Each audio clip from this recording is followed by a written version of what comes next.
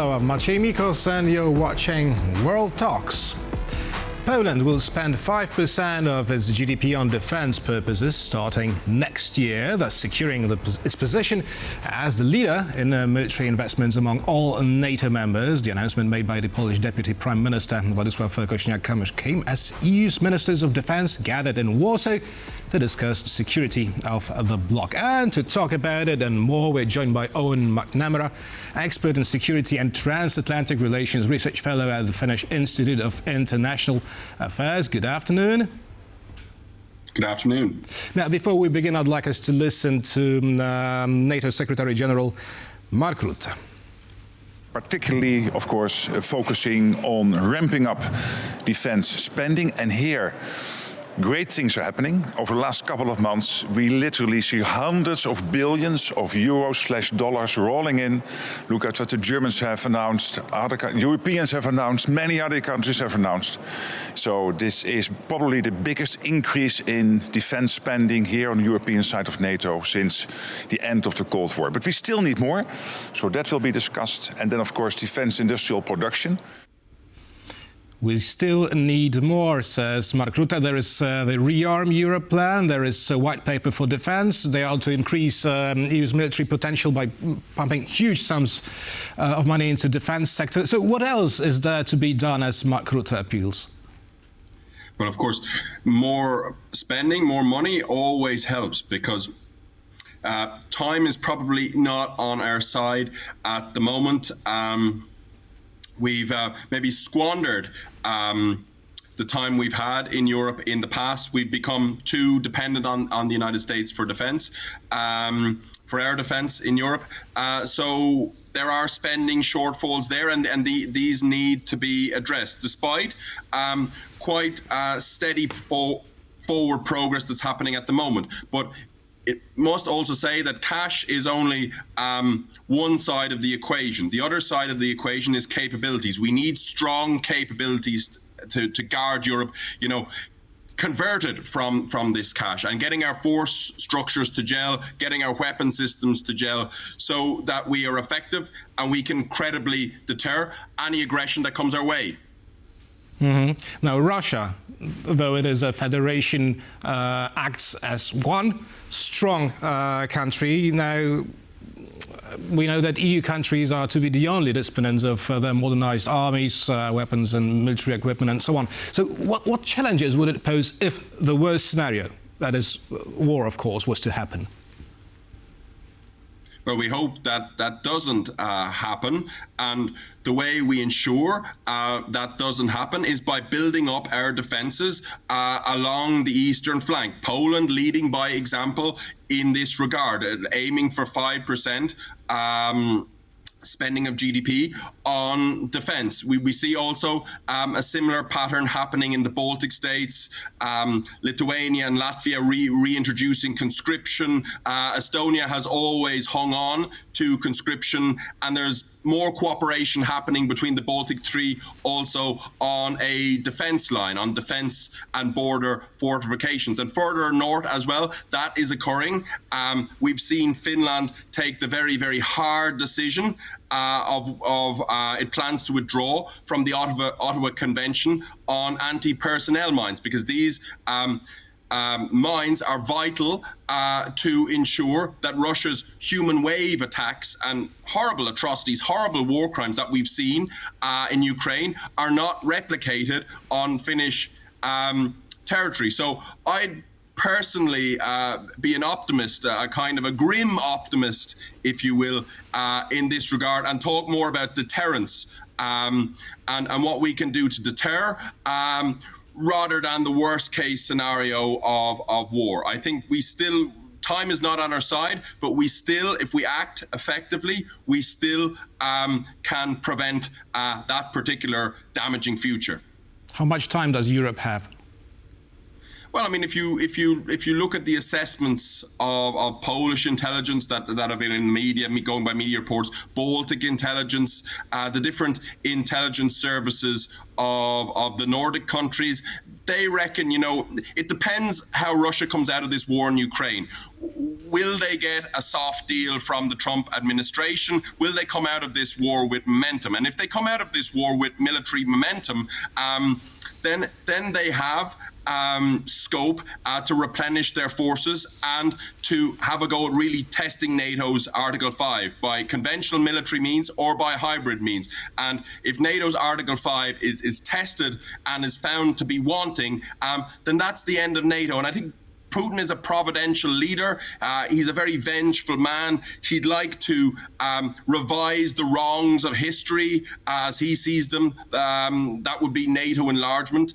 And if he comes out of this conflict in Ukraine, this aggression in Ukraine with momentum, then if you follow the assessments publicly available from Polish, Nordic, Baltic intelligence, maybe German intelligence, you're talking 3 to 5 years if we don't get our act in order in Europe right now. Now, in this regard, a true flurry of various defence-related meetings is taking place these days in Europe. Now, are all EU member states on the same page when it comes to defence spending and modernising the armies? But more are getting on the same page. I think Poland, the Baltic states, the Nordic states have emerged as a very important vanguard to lead this, a very important coalition of the willing, if you will, that see the danger and see the need, the urgency to act now, and not just the urgency to act with, with defence spending. But also to be effective in our policies, to come up with effective policies. But it's not always the case. If we look at the Visegrad 4, Hungary would have a very different foreign policy. So would Slovakia under Fico. So there are still these states with different points of view. And we've seen this with aid to Ukraine. We've seen Hungary use its veto within the European Union to stifle aid to Ukraine as well. So there is a bit of a tug of war going on, but the message out of Nordic capitals, out of Baltic capitals, and out of Warsaw is a positive one. If we get our act together now with security and defence, we can deter the threats. We have this in our locker, but we need to get it done. The time for talking is over, and the time for action and spending is now. Now, there's potential for yet another conflict within the EU. Now, the question is, who will produce what?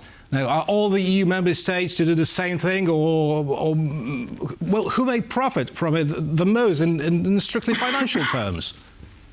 Yeah, I mean, this is it. We do need consolidation in Europe. We don't need duplication. We need our best talent and our best investment working very, very efficiently. So there is going to be a lot of political horse trading over this. The bargaining is going to be hard. Aligning member state interests with the wider collective European interest is going to be tough. And again, as the theme elsewhere in this interview is indicating, the sooner we get down to these negotiations, the better, because that hourglass, the sand is running out, and we need to secure our future. We need to secure the safety of our societies, and we need to secure the prosperity that we have built up. That is, in essence, what we're talking about here. So the clock is ticking, time's running out. So maybe it is overall a false approach that Europe is taking now, and maybe it should follow the example of Warsaw and, to buy some weapons from far corners of the world, like Poland does with its South Korean partner. Yeah, there is always issues with security of supply. South Korea makes very good howitzers and other artillery systems, and there's no doubts over them in terms of the technical tale. But of course, there are doubts. I believe the storm can be weathered in this regard, but there are doubts with the Trump administration. I don't think the Trump administration has been very wise in how it's handled the F-35 And we've seen European states wheel back on orders there. But the F-35 is a very, very effective multi-roller or combat strike fighter that we need in our arsenal in Europe. Is crucial for the modernization of European deterrence, as are many US systems. But we still need to balance that with our own defense independence and our own autarky in Europe. So it's a matter of finding balance, and many of the solutions in that regard, I would argue, are to be found within Europe rather than outside. Now, about balancing things, one thing is money for sure, and new weaponry. Now, the other is the sheer number of soldiers, right? And I'm wondering which countries are taking, this principle seriously, which are still lagging behind, and are, well, in general, Europeans, are they willing to serve in the armies? Yeah, we've seen a little bit. It is rather concerning the strategic cultures that have built up in some European countries, some Western European countries. We saw this in Germany, a survey recently that many Germans would be unwilling to fight for their own country, let alone allied nations. So we need to put defence centrally on the agenda, and we need to explain throughout the European Union why this is necessary. It is necessary to secure our safety and to secure our prosperity.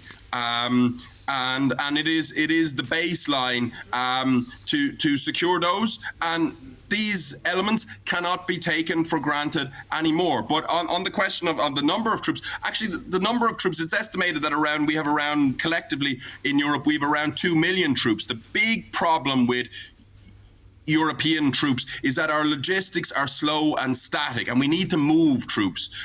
You see this with Allied defence in Poland and for the Baltic states and for Northern Europe as well, that they're small forward battle groups, but behind them, they're from the Allied response force within NATO, there's a much larger pool of troops that can be moved. But we're very, very reliant on American command and control, advanced American technologies, and most importantly, American logistics to move those troops. So the actual quantity of troops is not necessarily the biggest problem here. The big problem is moving them into a situation of crisis and having those systems available if the United States is not too enthusiastic about supporting us. So working on logistics and capabilities for logistics is also vital. We cannot forget about that in Europe. Right, so there's still much to be done. Eoin McNamara, expert in security and transatlantic relations, research fellow at the Finnish Institute of International Affairs, was our guest today. Thank you very much. Thank you very much. And thank you for watching, and stay with us for much more here on TVP World.